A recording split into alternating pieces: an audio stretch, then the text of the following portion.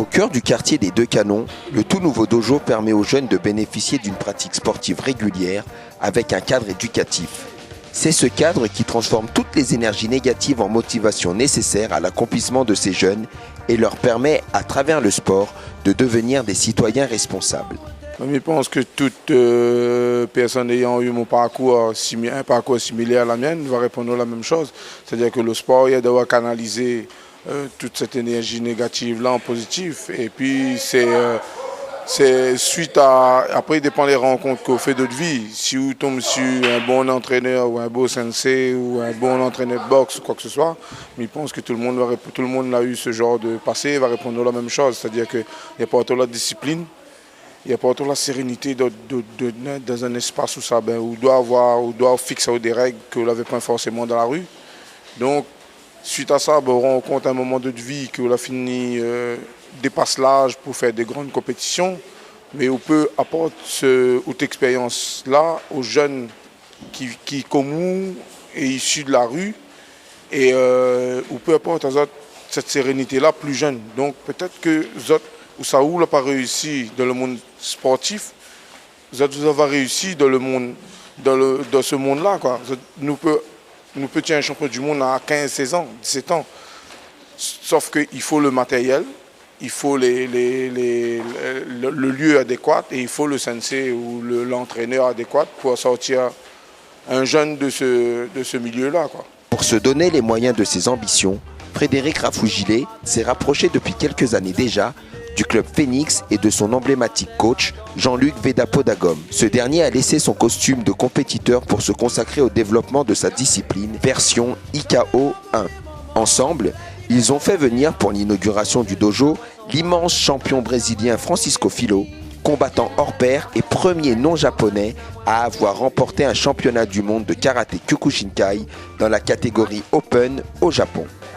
Shihan Filho a aussi combattu pour la prestigieuse organisation K1 avec un palmarès éloquent. 25 combats, 16 victoires dont 9 par KO, 7 défaites et 2 nuls. Kyokushin is everyday practicing. I mean, of course, sometimes you have to go for a tournament, to fight in a tournament, to win the tournament. But actually, Kyokushin is not all about tournament. So it's about yourself. So you practice by yourself, to yourself. And then you have to try to get better every day. So every day is a new challenge. So for me, since I stopped fighting, still every day training hard to beat myself, to be a better person than I was before. Shihan Filho distille aux stagiaires les petits détails qui, lors d'un affrontement, font la différence. C'est ce pragmatisme qui a donné au stage sa valeur ajoutée.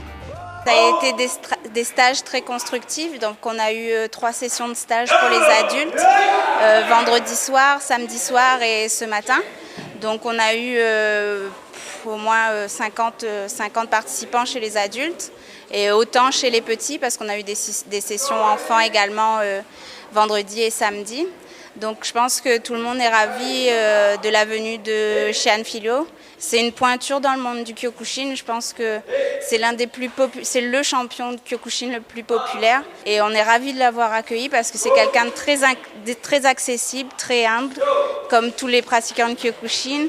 Et il nous a appris beaucoup. Le message pendant ces 3 jours, c'est de ne jamais abandonner et de toujours se fixer un but et de tout faire pour l'atteindre.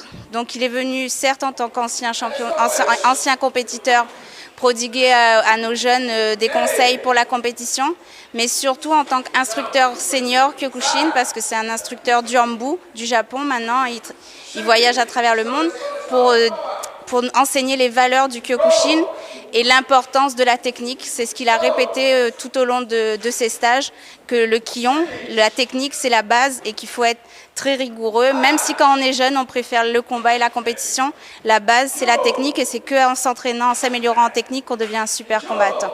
La philosophie martiale de Shihan Filho, inhérente au stage, permettra à ces karatékas, grands ou petits, de trouver leur vérité ultime.